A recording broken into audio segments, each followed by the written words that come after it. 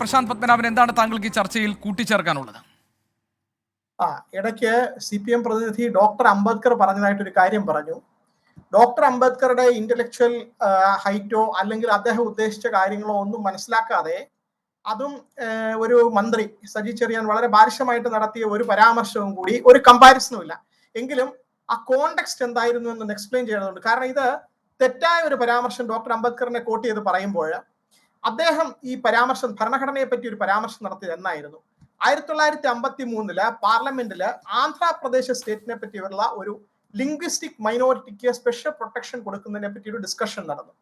അന്ന് ഡോക്ടർ അംബേദ്കർ പറഞ്ഞു, അതെ, ഭരണഘടന ഉണ്ടാക്കുന്നതിൽ ഞാൻ പ്രധാന പങ്ക് വഹിച്ചിട്ടുണ്ട്, അതിൽ മൈനോറിറ്റീസിന് സ്പെഷ്യൽ ആയിട്ടുള്ള ചില പ്രൊവിഷൻസ് ഉണ്ട്.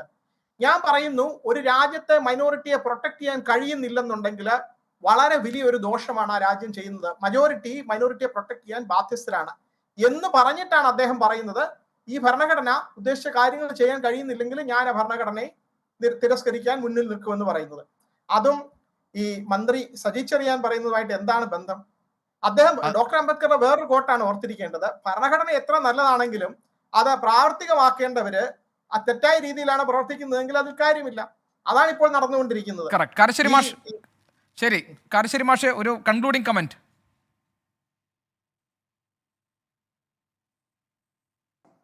ഗോപികൃഷ്ണൻ, നമ്മുടെ ജനാധിപത്യം വളരെ അപകടം പിടിച്ച ഒരു അവസ്ഥയിലൂടെ കടന്നു പോവുകയാണ്. ഇവിടെ പൗരാവകാശങ്ങൾ, ന്യൂനപക്ഷ സംരക്ഷണം, സ്ത്രീ പുരുഷ സമത്വം തുടങ്ങിയുള്ള നമ്മുടെ ജനാധിപത്യം ഉയർത്തിപ്പിടിക്കുന്ന എത്രയോ മൂല്യങ്ങൾക്ക് വേണ്ടി നമുക്ക് ആശ്രയിക്കാവുന്നത് ഇപ്പോൾ ഭരണഘടനയാണ്, ഭരണഘടന മാത്രമാണ്. ഇത്രയധികം നമ്മൾ നിരന്തരം പറയുന്ന ഫാസിസത്തിൻ്റെ കടന്നുവരവിനെ ചെറുക്കാൻ നമ്മുടെ കയ്യിലുള്ളത് ഭരണഘടന മാത്രമാണ്. അപ്പോൾ ആ തരത്തിൽ ഭരണഘടന നമ്മുടെ എല്ലാവരുടെയും ഒരു രക്ഷാകേന്ദ്രമായി വരികയും നമുക്ക് വേറെ വഴിയില്ല എന്ന് തെളിയുകയും ചെയ്യുന്ന സന്ദർഭത്തിൽ പോലും ഭരണഘടനയെ ഈ തരത്തിൽ അവഹേളിക്കുന്ന പ്രസംഗം നടത്തരുത് എന്നുള്ള രാഷ്ട്രീയ ബോധം നമ്മുടെ ഒരു മന്ത്രിക്കില്ല എന്ന് വരുന്നത് അങ്ങേയറ്റം കഷ്ടമാണ്. അദ്ദേഹം ഇപ്പോഴും ആ സ്ഥാനത്ത് തുടരുന്നത് അത്തരത്തിലുള്ള അനാരോഗ്യകരമായ കാര്യങ്ങൾക്ക് സംരക്ഷണം കൊടുക്കും. അതുകൊണ്ട് കഴിയുന്ന വേഗം ശ്രീ സജി ചെറിയാൻ മന്ത്രിസ്ഥാനം രാജിവെച്ചിട്ട് ഒരു പുനരന്വേഷണത്തിനുള്ള അന്തരീക്ഷം ഒരുക്കണം എന്നാണ് എനിക്ക് പറയാനുള്ളത്. ശ്രീ VPP മുസ്തഫ, രാജിവെക്കില്ല എന്നൊരു നിലപാട് സജി ചെറിയാൻ ആവർത്തിക്കുമ്പോൾ അതും പുനഃപരിശോധിക്കേണ്ടതാണ് എന്നൊരു നിലപാട് പാർട്ടി സ്വീകരിക്കുമോ? പാർട്ടി സംസ്ഥാന സെക്രട്ടറി ഇന്ന് മാധ്യമങ്ങളെ കണ്ടിട്ടുണ്ട്. അദ്ദേഹത്തോട് ആവർത്തിച്ച് ചോദിച്ചപ്പോഴും അദ്ദേഹം പറഞ്ഞത് അതെല്ലാം ഞങ്ങൾ പരിശോധിക്കുമെന്നാണ്. രാജിവെക്കില്ല എന്നോ രാജിവെക്കും എന്നോ എന്നും പാർട്ടി സെക്രട്ടറി പറഞ്ഞിട്ടില്ല.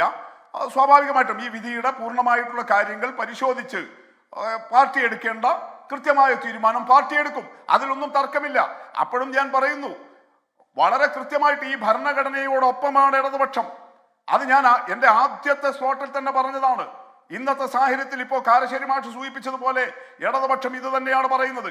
എന്നാൽ തൻ്റെ പ്രസംഗത്തിൽ ഉദ്ദേശിക്കാത്ത രീതിയിൽ വ്യാഖ്യാനം നൽകാവുന്ന വിധത്തിലുള്ള പ്രയോഗങ്ങൾ ഉണ്ടായതിൽ മന്ത്രി നിർവ്യാജം ഖേദം പ്രകടിപ്പിക്കുകയും അത് വിവാദമായിരുന്ന സന്ദർഭത്തിൽ ധാർമ്മിക ഉത്തരവാദിത്വം ഏറ്റെടുത്തിട്ടുള്ളയാളുമാണ്.